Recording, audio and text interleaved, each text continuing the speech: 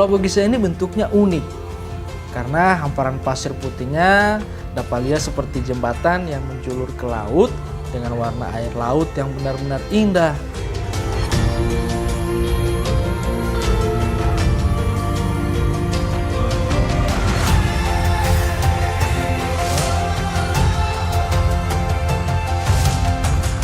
Kalau torang datang tepat waktu, maka torang dapat menyaksikan fenomena alam yang tiada tara di pulau ini.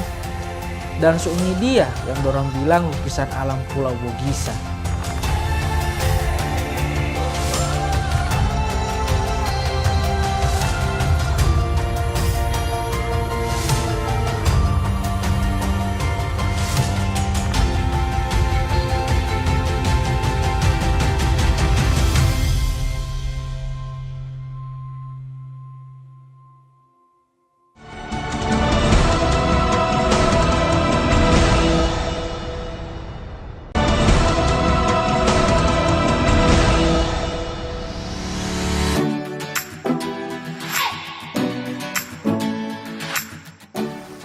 Kak Cun, Hohoi, sekarang terang so di Mohinggito, ini Pulau Mohinggito. Pulau Mohinggito. Mohinggito, ini Benarnya pulau di sini apa?